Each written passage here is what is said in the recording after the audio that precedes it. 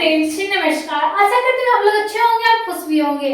आज हम बात करने वाले हैं BIS Academy 2.0 में रोशनी मैम के साथ।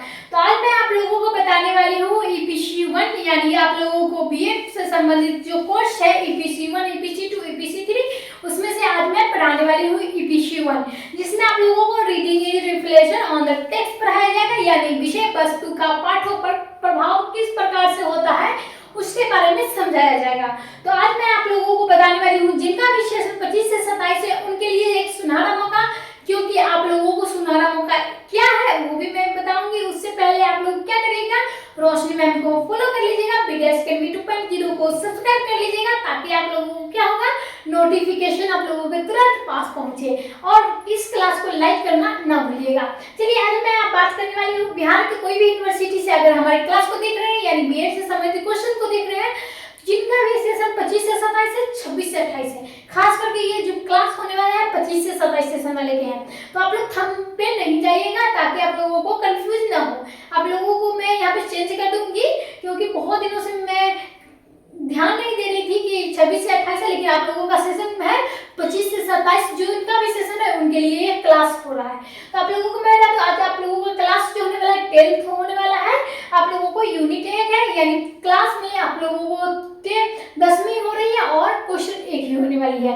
अब चलिए हम लोग क्या करते हैं, क्वेश्चन पे चलते हैं। क्वेश्चन क्या था, तो क्वेश्चन आप लोगों के सामने प्रस्तुत की जा रही है, जिसमें आप लोगों को क्या है, तो आप लोगों को मामूली चीजों का देवता का मूल्यांकन कीजिए, यानी मामूली चीजों पर जो है देवताओं का मूल्यांकन किस प्रकार से होता है, कैसे करनी है, ये सारी जानकारी हम इस क्लास में देने वाले हैं। तो आप लोग क्या करिएगा, यूनिट 1 से फॉलो कर लीजिएगा, ताकि आप लोगों को यहाँ पे विषय वस्तु के पठन पर पाठों का प्रभाव किस प्रकार से होती है ये सारी अपडेट मिलेगी। तो चलिए हम लोग अब बात कर लेते हैं किसी क्वेश्चन का आंसर किस प्रकार से देते हैं, तो आप लोगों के सामने प्रस्तुत की गई है। चलिए आप लोग बढ़िया तरीके से क्लास को शेयर करते रहिए और मैं आप लोगों को बातें को शेयर करती हूँ। चलिए यहाँ पे आप लोगों को क्या है, तो सबसे पहले अरुंधति, यानी अरुंधति जो राय की रचना मामूली चीजों के देवता एक ऐसी साहित्य रचना है, बुकर पुरस्कार से सम्मानित लेखिका की कृति से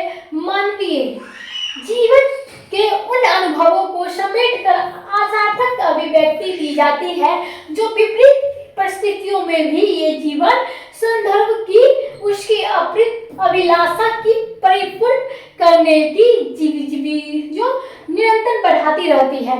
प्रस्तुत कृति कुल 21 कहानियों है, जो अपने आप में कहानी विद्या को भी सभी आवश्यकता को पूर्ति करती है। और भारतीय साहित्य का निर्माण वर्मा कहते हैं कि अरुंधति राय का उपन्यास मामूली चीजों को देवता मेरी दृष्टि से एक असाधारण गैर मामूली कथा कृति, यह एक सर्वथा प्रतिकूल परिस्थितियों में उपजी है हुई ऐसी दारुण प्रेम कथा है, जो अदृश्य चीजों को भी जन्म लेती है और झलकवत की तरह कुछ लोगों की जिंदगी को हमेशा के लिए बदल देती है। भाषा एक मार्शल एंडित सौंदर्य केरल के घने छुटमुटे तालों तटों की तरह सुमंजी कथाओं के भीतर एक संगीत की तरह प्रभावित होता है।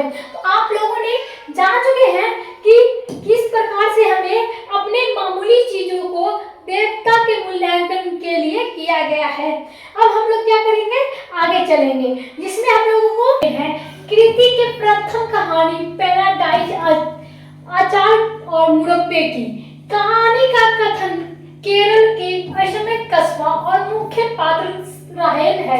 कथ्य की मृत्यु के सच के बाद होना, अपने ही मिलने की खुशी और अपने ही बिछड़ने के गम कर मानव को एक सम्मान कटोरी पर इस सम्मान में सी लगने वाली बड़ी घटना है।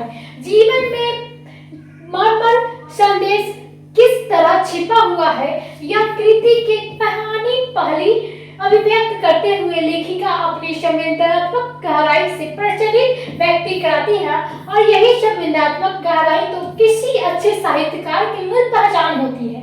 और आगे की कहानियों के में कुछ नए पात्र, कुछ नए परिस्थितियों और उनमें मुख्य पात्र राहेल के अतिक्रिया की जिक्र है, जो भी नए पात्र उभरते हैं, वो मानवीय जीवन के किसी गंभीर अभिलक्षणों के अपने आप समेटे हुए हैं। उनके चित्रण और जीवन के विश्व गतियों के माध्यम से लेखिका मानवीय जीवन सौंदर्य की बड़ी भी बारीकी से चित्रित करने की अभूतपूर्व सफलता पाई है। इसी के माध्यम से मुख्य पात्र राहेल व्यक्तिगत अनुभव और वैचारिक स्तर पर विमर्श मानवीय व्यवहार को, भावनाओं को, परिस्थितियों के प्रभाव अभिव्यक्त करती है। आप लोगों ने समझ चुके होंगे कि मामूली चीजों में देवता का क्या मूल्य है, वो तो आप लोगों को समझ में आ चुका है। अब हम आप लोग आगे चलते हैं। कृति के अंत में एक इष्ट कहानी जिनकी कीमत से होता है तमाम जज्बातों को सहने वाले बावजूद वो कौन सी संवेदनाएं जो मानव और अधिक जीने की प्रेरित करती है और उसकी अभिलाषाओं को हर दिन कुछ न कुछ इल्जा करती है। और इसकी बड़ी रहस्यात्मक अभिव्यक्त की कहानी में की गई व्यक्ति अपने संबंधों के ताने बाने में इतना अधिक बांध लेते हैं कि संवेदना से मुक्त होना उसके लिए शुभम हो जाता है। लेकिन इस समस्त संवेदनात्मक प्रेमाधुनी जिसके विविध स्वरूपों में देवताओं को साकार दर्शन होता है और भारतीय जीवन प्रकृति दृष्टि के विविधियों को भारी पड़ी है।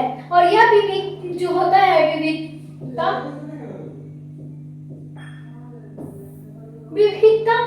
के यहाँ साहित्यकार के साथ साथ विदेशी साहित्य मनीषियों को भी लेखन की जमीन प्रदान करते रहते हैं।